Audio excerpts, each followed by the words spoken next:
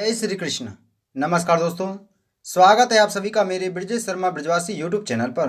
दोस्तों आज मैं आपको पुत्र प्राप्ति के कुछ ऐसे संकेत बता रहा हूँ। अगर आपको इन 5 संकेतों में से अगर 2 संकेत भी दिखाई देते हैं तो आप यही समझ लीजिए कि आपका समय बदलने वाला है। जब इंसान का समय बदलता है या इंसान पर कोई परेशानी आने वाली होती है तो ईश्वर पहले से ही संकेत देते हैं। जो हमारे इष्ट देवता होते हैं, जो हमारी रक्षा करते हैं, तो वह हमें पहले से ही समय के बारे में संकेत देना शुरू कर देते हैं। दोस्तों आज मैं आपको ऐसे ही कुछ 5 संकेतों के बारे में जानकारी दे रहा हूँ। अगर यह 5 संकेत आपको नज़र आते हैं तो आप इन संकेतों से समझ सकते हैं कि आपका समय बदलने वाला है और जल्दी ही आपकी मनोकामना पूरी होने वाली है। आपको पुत्र रत्न की प्राप्ति होने वाली है, आपकी गोद भरने वाली है, आपके घर में धन का आगमन होने वाला है। अगर इनमें से अगर आपको कोई एक भी संकेत मिलता है, लेकिन एक बात का विशेष ध्यान रखें, कई बार ऐसा होता है कि जब हम सोने जाते हैं, जिस चीज़ का हम विचार करते हैं उसी से संबंधित हमें सपने में संकेत मिलते हैं। लेकिन अगर आप कुछ सोचते ही नहीं हैं और सो जाते हैं और सुबह के समय यानी ब्रह्म मुहूर्त में आपको यह स्वप्न आते हैं, संकेत मिलते हैं या हकीकत में आपको यह संकेत मिलते हैं, तो आप इसे समझ सकते हैं कि जरूर आपको पुत्र रत्न की प्राप्ति होने वाली है। दोस्तों गर्भवती महिला को अगर सुबह के समय गर्भवती महिला को यानी 3 बजे से 5 बजे के बीच में अगर गर्भवती महिला को भगवान शिव के दर्शन होते हैं तो इसको बहुत ही अच्छा शुभ संकेत माना जाता है कि भगवान के दर्शन होना एक बहुत ही अच्छा शुभ संकेत होता है। आप देख रहे हैं कि आपको भगवान शिव के दर्शन आशीर्वाद देते हुए होते हैं, तो आप इसे समझ सकते हैं कि आपको पुत्र की प्राप्ति होने वाली है।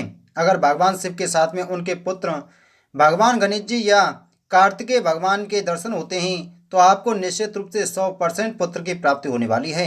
नंबर 2, गौ माता के दर्शन होना। दोस्तों अगर सुबह के समय आपको गौ माता के दर्शन होते हैं या आपको सपने में यह दिखता है कि आपके दरवाजे पर गौ माता आई है, तो आप समझ सकते हैं कि जैसे सपने में आप देखते हैं कि आपके दरवाजे पर गौ माता आई है और कुछ खाने के लिए वह गौ माता आवाज़ लगाती है, तो दोस्तों गौ माता के अंदर 33 कोटि देव देवताओं का वास होता है, जिससे आपके घर में 33 कोटि देवी देवताओं का वास होने वाला है।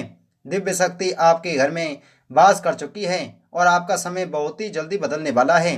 पुत्र और संतान का सुख आपको मिलने वाला है, साथ में ही आपको धन का भी लाभ मिलने वाला है। नंबर 3, दोस्तों अगर आपको स्वप्न में भगवान श्री कृष्ण के दर्शन होते हैं और उनके बाल स्वरूप के दर्शन होते हैं, अगर आप स्वप्न में भगवान श्री कृष्ण के सामने पूजा कर रहे हैं, दीपक जला रहे हैं, तो यह एक शुभ संकेत माना जाता है। इससे यह समझना चाहिए कि आपके घर में कुल का दीपक आने वाला है, यानी पुत्र को जो है वह कुल का दीपक माना जाता है, यानी वंश को आगे बढ़ाने वाला होता है। यानी स्वप्न में आपको दीपक जलता हुआ नजर आता है तो आपको निश्चित रूप से पुत्र की प्राप्ति होने वाली है। नंबर 4, दोस्तों चींटियों का घर में आना एक शुभ संकेत माना जाता है। जैसे अचानक से कहीं से आपके घर में चींटियों का झुंड निकल आता है, आपको नजर आता है और यह चींटियों का झुंड आपको तेजी से चलता हुआ एक साथ दिखाई देता है, तो यह माता लक्ष्मी का संकेत माना जाता है कि आपको कोई शुभ संकेत मिलने वाला है, धन का आगमन होने वाला है या पुत्र रत्न की प्राप्ति होने वाली है।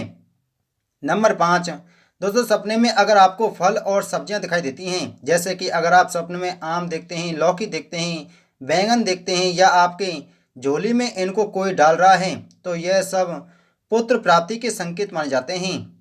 यह संकेत सही निकलते हैं और बहुत ही शुभ होते हैं।